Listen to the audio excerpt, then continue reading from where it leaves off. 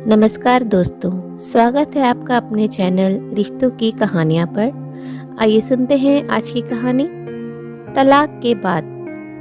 आगे क्या सोचा है तुमने? आरम ने पूछा। वो फिर हंसने लगी। मैं फिर से शादी करूंगी। तुम्हारा बहुत बहुत शुक्रिया आरम कि अपने करियर के चलते तुमने मुझे माँ नहीं बनने दिया। अगर मेरा बच्चा होता तो शायद मैं उसके लिए बहुत दुखी होती। एक टूटा हुआ परिवार उसे दे। खुशी कोर्ट से वापस लौटी तो बहुत उदास थी। आज कागज के एक टुकड़े पर एक साइन ने उसे और आरम को हमेशा के लिए अलग कर दिया था। थके कदमों से अपने कमरे में जाकर बेड पर बैठ गई। भैया और माँ भी उसके पीछे पीछे आ गए। माँ तो खामोश थी पर भैया कहने लगे, चलो ठीक हुआ, उस धोखेबाज आदमी से पीछा छूट गया। अब तुम आराम करो, शाम को मिलते हैं। यह कहकर वह बाहर चले गए और माँ भी उनके साथ चली गई। खुशी सोच में डूब गई कि अब वह क्या करेगी। सब कुछ दोबारा शुरू करना आसान नहीं होगा। उसने तो आरम के बगैर जीने के बारे में सोचा भी नहीं था। आज से 4 साल पहले ही तो आरम को उसके मम्मी पापा ने उसके लिए पसंद किया था। हैंडसम, स्मार्ट, अच्छी जॉब वाला लड़का उन्होंने अपनी बेहद खूबसूरत बेटी के लिए चुना था। शादी में अपने सब अरमान पूरे किए थे। पर पिछले 1.5 साल से उनकी लाडली बेटी की जिंदगी में तूफान आ गया था।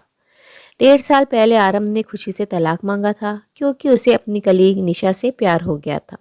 साथ ही उसने खुशी को कहा था कि अगर वो उसे आसानी से नहीं छोड़ेगी तो फिर वह उसे कोर्ट में कैरेक्टरलेस साबित कर देगा। बहुत समझाने की कोशिश की थी सबने, पर आखिर उनका तलाक हो गया।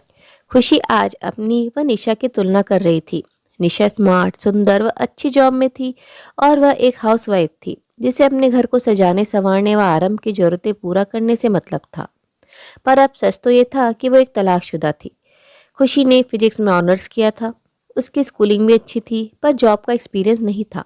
भैया की मदद से अच्छे स्कूल में जॉब मिल गया। तलाक को 6 महीने बीत चुके थे।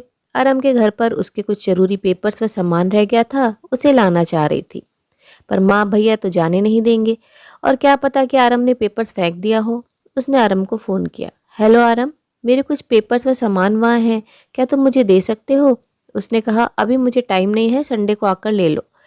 संडे को सोनाली से मिलने को कहकर वहां पहुंच गई। शायद वह आरम को देखना चाहती थी। अभी भी उस इंसान के लिए मन में कुछ तो था। उसे यह भी दिखाना चाहती थी कि उसके छोड़ देने से वह मरी नहीं, जिंदा है। घर की दहलीज पर कदम रखते ही पैर कांप उठे। डोर बेल बजाई तो दरवाजा नहीं खुला।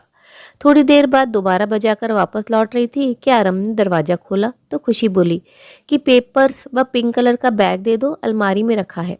आरम दरवाजे से हट गया। अंदर आकर ले लो, मुझे नहीं पता है। अंदर आई तो खुशी का दिल भर आया। वो घर जिसे उसने सजाने संवारने में अपनी जान लगा दी थी, आज वह अस्त व्यस्त पड़ा था। वह अपने पेपर्स और बैग लेकर बेडरूम से बाहर आई तो आरम के सामने रख दिया और कहने लगी कि चेक कर लो, कहीं कुछ चुरा न लूं। वो धीरे से बोला कि सब कुछ तो तुम ले गई, नींद, चैन, खुशी, सब कुछ। अच्छा, चलती हूँ, आरम ने कहा। थोड़ी देर बैठ सकती हो? खुशी उससे देख रही थी कि जब से वो आई थी आरम ने एक बार भी उससे नजरें नहीं हटाई थी। वो बीमार सा लग रहा था। वो बैठ गई और बोली, माँ कहाँ है? और रमेश काका कहाँ है? भाभी को बेटा हुआ है तो माँ वहाँ गई हैं, रमेश काका गाँव गए हैं। खुशी बोली, तुम ठीक नहीं लग रहे हो। हाँ, मुझे 3 दिन से फीवर है। कुछ खाया? सुबह दूध लिया था। कुछ बना दूं? दवा कैसे लोगे?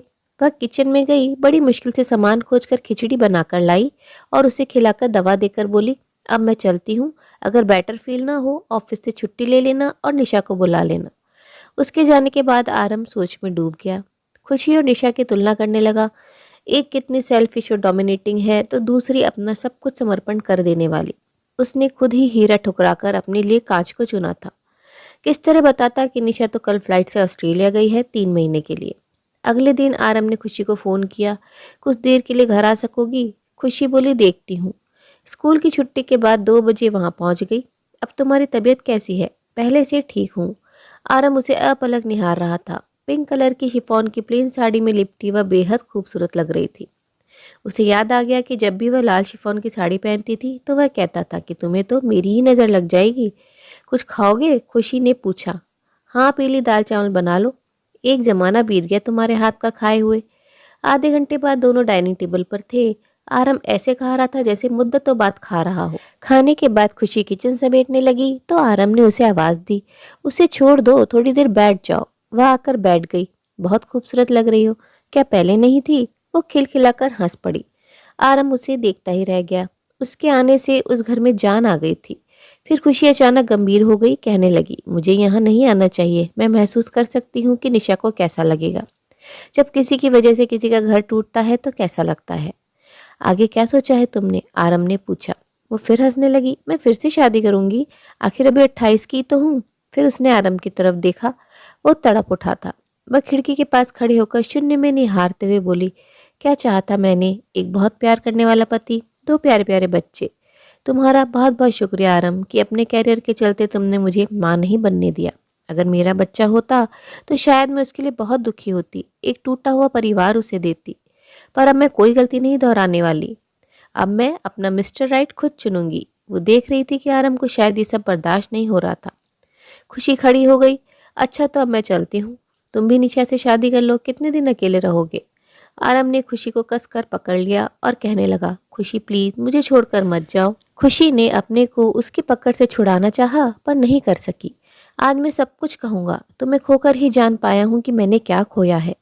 प्लीज इस घर को घर बना दो। शायद मेरी गलती माफी के लायक नहीं है, पर तुम्हारे बिना जी नहीं सकता। खुशी ने उससे खुद को अलग करते हुए कहा, निशा का क्या होगा? आरम, उसका क्या? उससे पूछूंगा कि क्या वो किसी ऐसे व्यक्ति से विवाह करेगी जो अपनी बीवी के लिए अब भी पागल है। उसे बताऊंगा कि मेरे लिए खुशी को अपने दिलो दिमाग से निकाल पाना इस जन्म में तो संभव नहीं है। उसकी आंखों में झांकते हुए बोला, करोगी मुझे माफ?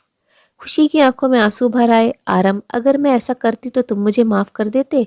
शायद नहीं कर पाता। सही कहा तुमने, मैं तुम्हारा गुनहगार हूँ। पता है आरम, प्यार में जबरदस्ती नहीं होती। मैंने जब से प्यार को समझा सिर्फ तुमसे प्यार किया, पर तुमने मेरा दिल तोड़ दिया। अब मैं कभी वापस नहीं लौट पाऊंगी। उसने अपना पर्स उठाया और बाहर निकलने लगी। आरम हताश होकर सोफे पर बैठ गया और बोला, खुशी जी नहीं पाऊंगा तुम्हारे बिना। समझ तो बहुत पहले गया था, पर तुम्हें जाने दिया। किस मुंह से वापस आने को कहता। पर अब तुम्हारे बगैर ये जिंदगी नहीं, मैं खुद को खत्म कर लूंगा। खुशी वापस लौटी और उसके पास खड़ी हो गई। पहले ही तुम बहुत कुछ दे चुके हो मुझे, अब ये दुख भी लिख दो मेरी जिंदगी में। मैं बहुत परेशान हूँ। मैंने अपने हाथों से सब कुछ बर्बाद कर दिया। आरम चेहरा हाथों में छिपाकर फुट फुट कर रो पड़ा। खुशी उसे देखती रही, फिर धीरे से बोली, आरम समझ नहीं पा रही हूँ, ये क्या है? प्यार है या सिर्फ एक जिद, एक जुनून? तुम वही हो जो तलाक के लिए किसी भी हद तक गिरने को तैयार थे। अब तुम्हारे पास नई जिंदगी शुरू करने का मौका है, दोबारा शुरुआत करो। आरम ने उसे अपनी बाहों में कसकर पकड़ लिया। अगर जिंदगी दोबारा शुरू होगी तो तुम्हारे साथ, नहीं तो जिसमें तुम नहीं। मुझे ऐसी जिंदगी नहीं चाहिए। और ना तो मैं तुम्हें बहका रहा हूँ, ना झूठ कह रहा हूँ। तुम्हारा हर सपना पूरा करने का हक दे दो मुझे। सिर्फ एक बार विश्वास करो। खुशी ने अपने आप को उसकी बाहों में छोड़ दिया।